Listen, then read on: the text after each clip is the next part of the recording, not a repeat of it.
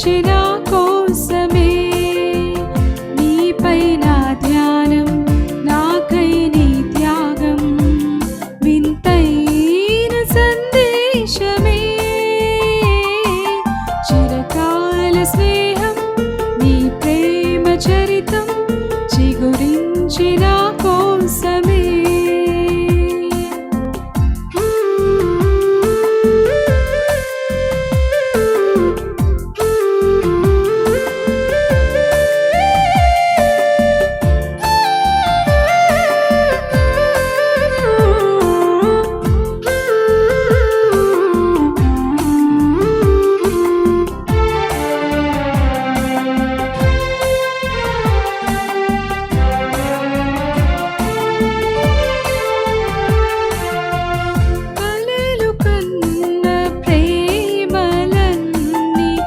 నిలిచిపోయి మౌనమై,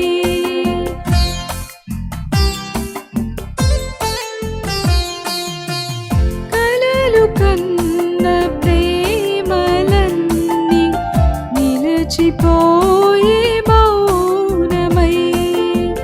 నేను నీకు భారమైన దూరమైన వేళలో చేరువై చేరదీసినావయ్యా. ఎంత ప్రేమ యేసయ్యా. చిరకాల స్నేహం, నీ ప్రేమ చరితం, చిగురించి నా కోసమే.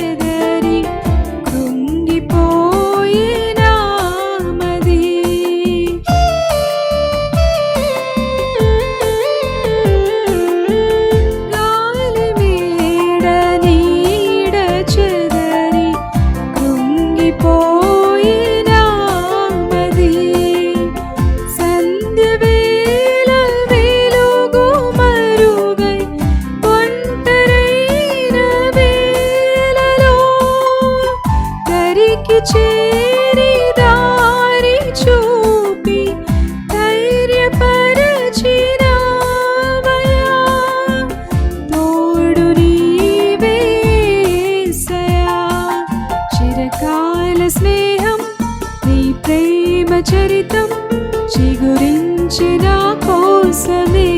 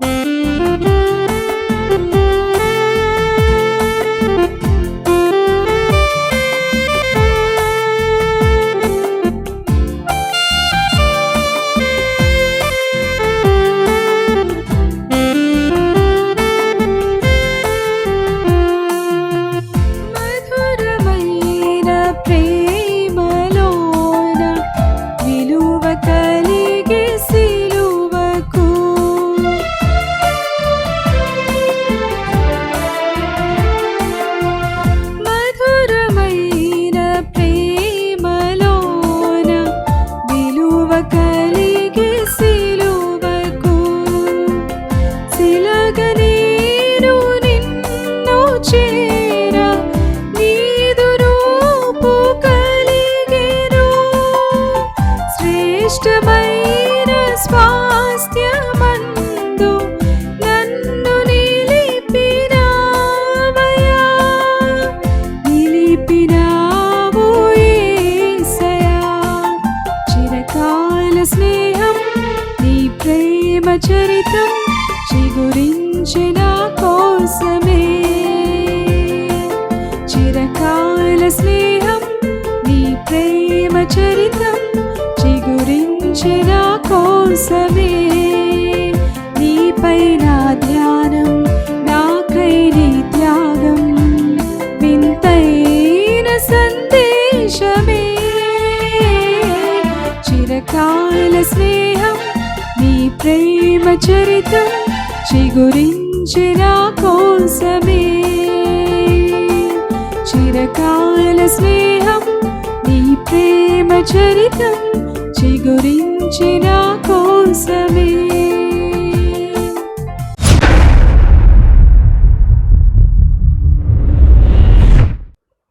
లూకా సువార్త 22వ అధ్యాయం 44వ వచనాన్ని చదువుకుందాం. ఆయన వేదనపడి మరింత ఆతురతగా ప్రార్థన చేయగా ఆయన చెమట నేల పడుచున్న గొప్ప రక్త బిందువు వలె ఆయను. క్రైస్తవ సమాజంలో నేటి కాలములో శిలువ ధ్యానములనేవి నడుస్తూ ఉంటున్నాయి. ప్రతి ఒక్క సంఘములో కూడా క్రీస్తు ప్రభు యొక్క శిలువ మరణముల గురించినటువంటి విషయాలు మనము చూడగలిగితే, ప్రభువునందు ప్రేమినటువంటి వాళ్ళారా, క్రీస్తు యొక్క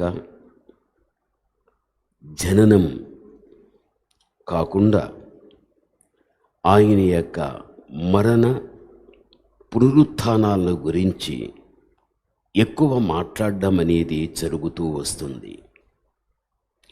అసలుకు ఎందుకు యేసుక్రీస్తు ప్రభు ఆయన మరణించగలిగాడు, ఎందుకు ఆయన శ్రమపడగలిగాడు, వీటిని గురించిన విషయాలే ప్రతి దైవజనుడు చెబుతుంటాడు. ప్రతి సంఘములో కూడా వింటూ ఉంటారు. ఆయన పడినటువంటి హింసను జ్ఞాపకానికి తెచ్చుకుని ఏడవడం, చాలామంది వ్యక్తులు పశ్చాత్తాపము చెందడం, చాలామంది వ్యక్తులు ఉపవసించి ఎంతో దేవుని సన్నిధిలో వేదనగా కనబడడం, ఇవన్నీ కూడా కనిపిస్తూ ఉంటాయి ఈ శిలువ ధ్యాన సందర్భాలలో.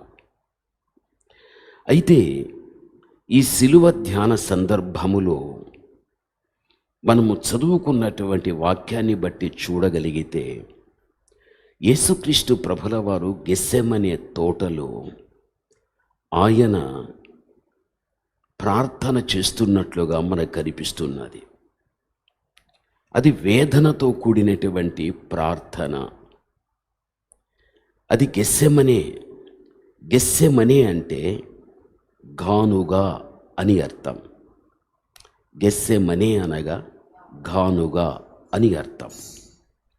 గానుగలో ఏదైనా గింజలు మనం వేయగలిగితే ఆ గానుగలో పడినటువంటి ఆ గింజలు ఎలాగైతే అవి నలగొట్టబడిపోవడం జరుగుతుందో, యేసుక్రీస్తు ప్రభుల వారు కూడా గెత్సెమనే తోటలో నలిగిపోయిన ఒక గింజలాగా ఆయన ఎంతో వేదనతో అక్కడ ప్రార్థన చేస్తూ ఉన్నాడు. ప్రభువు ప్రార్థన చేసేటువంటి సందర్భములో ఆయన శరీరములో చెమట పుట్టింది. ఆయన రక్తనాళములలో రక్తం వచ్చింది. అనగా గతంలో మీకు చెప్పాను, ఆలోచించే దానికంటే ఎక్కువగా మనం ఆలోచించుటను బట్టి రక్తనాళములు పగిలిపోతాయి.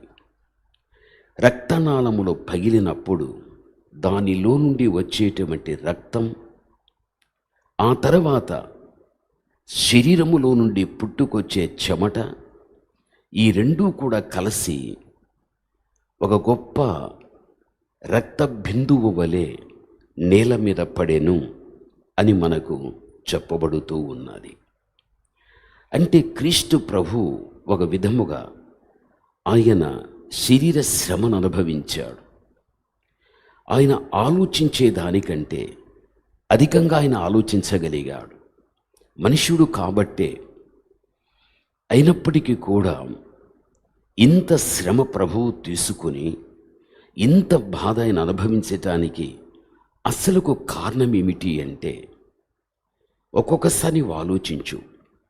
ఒక తల్లివిగా, ఒక తండ్రివిగా, ఒక కుమారుణ్ణి నువ్వు పొందుకున్న తర్వాత వాణ్ణి నీవు కన్ని పెంచి పెద్ద చేసి ఒక్కొక్కసారి ఆ బిడ్డ నీ మాట వినకపోతే ఒక తల్లిగా, ఒక తండ్రిగా ఎంత వేదన చెందుతావు, ఎంత డిప్రెషన్కు నువ్వు వెళ్ళిపోగలుగుతావు.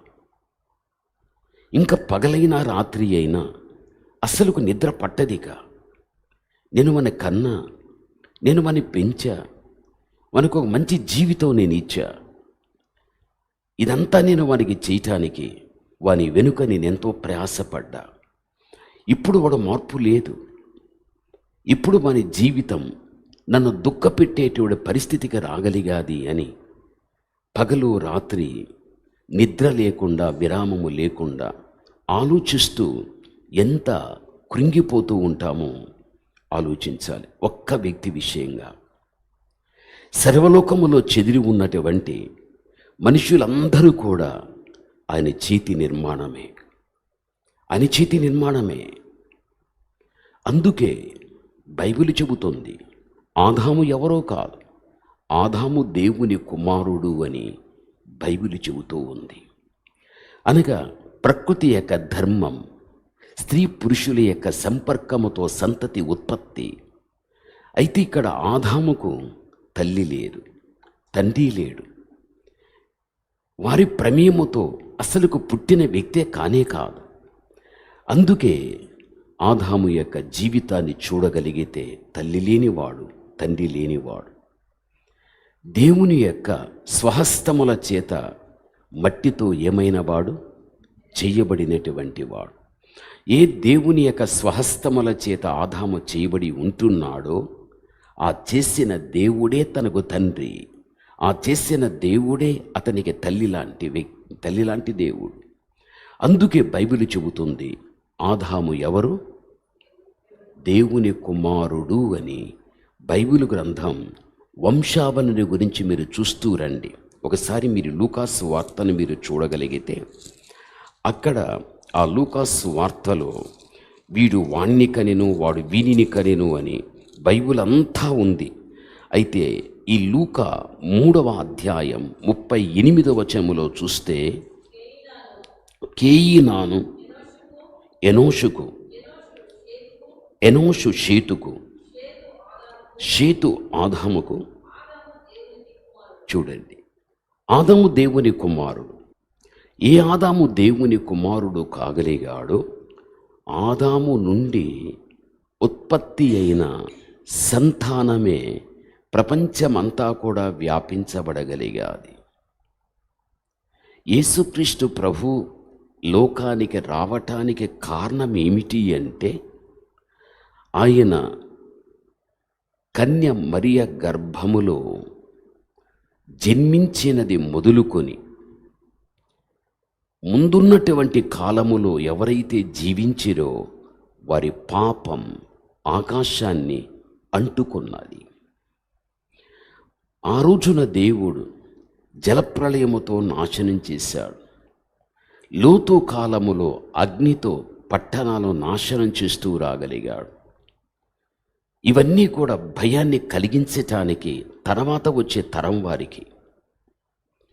అయినా కూడా పాపం చేసిన కారణాన్ని బట్టి లోతు కాలములో అగ్ని వర్షము పడిందని, నోవాహు కాలములో పాపం చేసిన కారణాన్ని బట్టి భూమి నుండి అగాధము నుండి ఆకాశము నుండి వర్షం పడగలిగాదని, పాప ఫలితముగా ఆ విధంగా వారు నాశనమయ్యారు అని.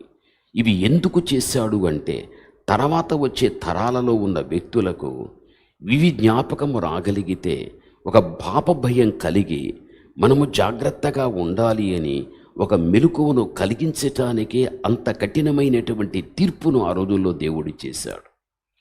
అయినను ప్రజలకు మాత్రం దైవ భయం, పాప భయం అనేది లేకుండా విచ్చరివిడిగా జీవిస్తూ రాగలిగాడు. అయినా కూడా మానవుడు దేవుని చేతి నిర్మాణం కాబట్టే అటువంటి వాడు తన పాప ఫలితమైనటువంటి శిక్షకు వాడు వెళ్ళకూడదు అని చివరికి యేసుక్రీస్తు ప్రభువే స్వయాన లోకానికి రావలసి వచ్చింది. అనే లోకానికి వచ్చింది మొదలుకుని మనము చూడగలిగితే, ప్రభువునందు ప్రియమైన వాళ్ళరా, క్రీస్తు ప్రభువుకు ముందు, క్రీస్తు ప్రభువు తర్వాత, క్రీస్తు ప్రభుల వారు తన ముందున్నది ఏమిటి అంటే అది ధర్మశాస్త్ర కాలం. అది క్రీస్తు తర్వాత వచ్చింది క్రొత్త నిబంధన కాలం. అది అనగా పాత నిబంధనకు క్రొత్త నిబంధనకు క్రీస్తు ఏమై ఉన్నాడు? మధ్యవర్తి అయి ఉంటున్నాడు. గమనించాలి, ముందున్నటువంటి వారి విషయమైన, క్రీస్తు తర్వాత తరాల్లో వచ్చిన వ్యక్తుల విషయమైన అందరి నిమిత్తం ఒకేసారి యేసు క్రీస్తు ప్రభువు ఏది ప్రోక్షించాడు? రక్తాన్ని ప్రోక్షించగలిగాడు. క్రీస్తు ప్రోక్షించినటువంటి రక్తము ద్వారా ప్రభువునందు ప్రేమినటువంటి వాళ్ళరా, ప్రతి వ్యక్తి యొక్క పాపం పరిహరించబడాలి. ప్రతి వ్యక్తి యొక్క అపవిత్రత కూడా పరిహరించబడాలి.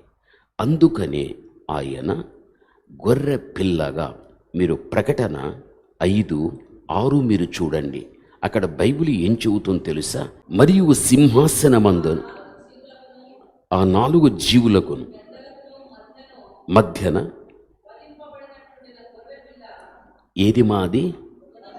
వధింపబడిన గొర్రె పిల్ల. ఇది మనము చదవాల్సింది. వధింపబడిన గొర్రె పిల్ల. గొర్రెపిల్ల యేసుక్రీస్తే. గొర్రె పవిత్రమైనటువంటి జీవి అని పాత నిబంధన కాలములో మనకు చెప్పబడుతూ ఉంది. ఈ పవిత్రమైనటువంటి గొర్రె పిల్ల బలికి అది ఉపయోగపడేది.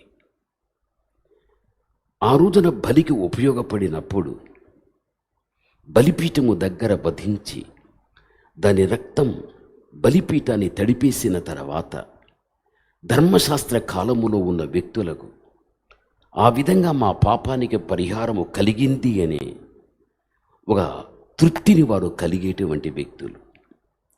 అయితే ఇది వారికి శాశ్వతమైనటువంటి శుద్ధతను వారికి ఇవ్వలేదు. అయితే యేసుక్రీస్తు ప్రభుల వారు ఆయన ఒక గొర్రె పిల్లవలే ఈ భూమి మీద ఆయన ఏమయ్యాడు అంటే వధించబడగలిగాడు. వధించబడినటువంటి యేసుక్రీస్తులో నుండి ఏమొచ్చింది? రక్తం వచ్చింది.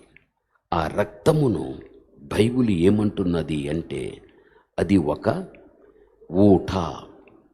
జకరియా 13:1 మనము చూస్తే, దావీదు సంతతికి యెరూషలేము నివాసులకు వారి పాపం వారి అపవిత్రతను బట్టి ఊట ఒకటి తీయబడెను. నిజమే, క్రీస్తు ప్రభువుకు ముందు ధర్మశాస్త్ర కాలం, క్రీస్తు తర్వాత క్రొత్త నిబంధన కాలం.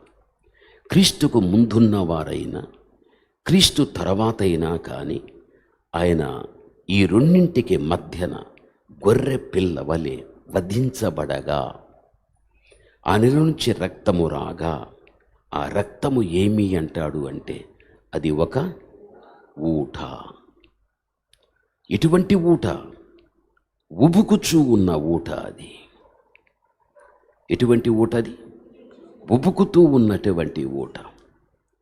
అనగా 2026 సంవత్సరముల క్రితం ఏ క్రీస్తు ప్రభు గొర్రె పిల్ల వలె వధించబడి తనలో నుండి వచ్చిందో ఆ రక్తం, అది ఆ రోజు నుంచి ఈ రోజు వరకు కూడా ఆ రక్తం ఉబికేటువంటి ఊటగా ఉంటూ ఉన్నది. ఈ ఉబుకుతూ ఉన్నటువంటి ఈ ఊట ఆగిపోలేదు. మనమనుకుంటాం ఆ రోజే క్రీస్తు ప్రభుల వారు రక్తాన్ని చిందించాడు, అది నేల మీద పడ్డది, చివరికి నేల మీద పడిన రక్తం ఉలికిపోయాది, అంతే దాని సమాప్తమని మనం అనుకుంటాం. లేదులే, ఆయన ప్రోక్షించినటువంటి రక్తం ఉబికేటుడు ఊటలాగా ఈ రోజు వరకు ఉంది. ఎందుకు దానికి ఉబుకుతున్న ఊట అని పేరు ఎందుకు అంటే, తరాలలో జీవించేటువంటి వ్యక్తులు ఎవరైతే ఉన్నాడో, ఎవడో పాపం చేసి ఎవడో అపవిత్రత కలిగిన వాడుగా ఉంటున్నాడో అలాంటి వ్యక్తి దగ్గరికంతా కూడా ఉబుకుతూ ఉన్న ఓటైన క్రీస్తు రక్తం ప్రతి పాపి దగ్గరికి, ఇంటి దగ్గరికి, గ్రామానికి వెళుతూ ఉంది. పట్టణాలకు, జిల్లాలకు, రాష్ట్రాలకు, దేశవ్యాప్తంగా ప్రతి పాపి దగ్గరికి వెళ్ళిపోతూ ఉంది. ఏ పాపి దగ్గరికి ఉబుకుతూ ఉన్నటువంటి ఊట వంటి రక్తము వెళ్ళగలిగాదో ఆ రక్తమును గురించి యోహాను ఏమన్నాడు తెలుసా? మొట్టమొదట యోహానుకు రాసిన పత్రిక మీరు చూడండి. ఆయన మాట్లాడినటువంటి మాటను బట్టి మనం ఆలోచించగలిగితే, ఆయన పరిశుద్ధ గ్రంథములో మనము చూస్తే 5వ అధ్యాయం 6వ వచనాన్ని చదువుకుందాం. నీళ్ళ ద్వారా, రక్తము ద్వారా వచ్చిన వాడు ఈయనే, అనగా యేసుక్రీస్తే. ఆయన రక్తము ద్వారా వచ్చినవాడు. యేసుక్రీస్తు దేని ద్వారా వచ్చినవాడు? ఆయన రక్తము ద్వారా వచ్చాడు. ఎవరు ఆయన అంటే యేసుక్రీస్తే. యేసుక్రీస్తు ప్రభువు లోకానికి వచ్చింది ఎందుకు అంటే, ఆయన రక్తాన్ని పాపి దగ్గర ప్రోక్షించటానికైన వచ్చాడు. అందుకే ఆయన రక్తము ద్వారా ఆయన వచ్చాడు. ఆయన యేసుక్రీస్తు. రక్తములో ఏముంది? ప్రాణముంది. ఏ ప్రాణం రక్తములో ఉందో ఆ యొక్క ప్రాణం లేక రక్తం ఏం చేస్తుంది తెలుసా మీకు? లేవికాండాన్ని మీరు చూడండి. ఆయన ఏ రక్తాన్ని ప్రోక్షించేశాడో, ఏ రక్తములో ఏ ప్రాణముందో, చివరికి ఆ రక్తములో ఉన్న ప్రాణమైన ఏం చేశాది అంటే, లేవికాండాన్ని మీరు చూస్తే 17వ అధ్యాయం 11వ వచనాన్ని చదువుకుందాం. చూడండి, రక్తం దేహానికి ఏది? ప్రాణం. మీ నిమిత్తం ప్రాయశ్చిత్తము చేయునట్లు, చూడండి, బలిపీఠం మీద పోయటానికై దానిని మీకు ఇచ్చి తిని, రక్తం దానిలో ఉన్న ప్రాణాన్ని బట్టి ప్రాయశ్చిత్తము చేయును. చూడండి, వాక్యాన్ని బట్టి చూడగలిగితే రక్తం పోయబడుతుంది. ఆ రక్తం మొరపెడుతుంది. రక్తములో ప్రాణముంది. ఆ ప్రాణము కూడా మొరపెడుతుంది. దేని బట్టి అంటే ప్రాయశ్చిత్తం చేశాది. ప్రకటన గ్రంథం 6వ అధ్యాయం 9-10 వచనాలు చదువుకుందాం. ఆయన 5వ ముద్రని విప్పినప్పుడు దేవుని వాక్య నిమిత్తం, సాక్ష్య నిమిత్తం ఆత్మలను బలిపీఠము క్రింద చూచి తిని, వారు నాథ సత్యస్వరూపి పరిశుద్ధుడ, ఎందాక తీర్పు తీర్చకయు మా రక్తము నిమిత్తం భూనివాసులకు, చూడండి, ప్రతిదండన చేయకు ఉందువు అని బిగ్గరగా వాళ్ళు కేకలు వేసిరి. భూనివాసులు దేవుని నిమిత్తం, వాక్య నిమిత్తం జీవించిన వ్యక్తులు ఎవరో అలాంటి వారిని ఒక బలిపీఠము దగ్గర ఒక గొర్రె పిల్లను వధించి దాని రక్త ప్రోక్షణ ఎలా జరిపించడం జరుగుతుందో భూనివాసులు దేవుని బిడ్డలను ఏం చేశారంటే వధించేశారు. వీళ్ళు బలిపీఠము క్రింద వారి రక్తము ఏం చేస్తూ ఉన్నది? మొరపెడుతూ ఉంది. భూనివాసులు మమ్మల్ని వధించారు, మా రక్తమును ఒలికించారు, వారికి వెంటనే తీర్పు తీర్చు నీవు అని బలిపీఠము క్రింద ఉన్నటువంటి వారు అక్కడ మొరపెడుతూ ఉంటున్నారు. అంటే ప్రభువునందు ప్రియమైన వాళ్ళారా, ఎవరి ద్వారా బలి అయి ఏ రక్తమైతే భూమి మీద పడగలిగిందో ఆ రక్తమే ప్రతీకారం కోసం లేకపోతే జడ్జిమెంట్ కోసం ఇక్కడ మొరపెడుచు ఉన్నట్లు బైబిల్లో మనం చూస్తూ ఉంటున్నాం. కాబట్టి ఈ వాక్యాన్ని బట్టి మనము చూడగలిగినట్లయితే నేల మీద రక్తం పడింది, ఆ రక్తమే మొరపెట్టింది దేవునికి, అది హేబేలు రక్తం. ఇప్పుడు నేల మీద యేసు రక్తం పడింది, అది కూడా ఏం చేస్తూ ఉందంటే దేవునికి మొరపెడుతుంది. ప్రాయశ్చిత్తం.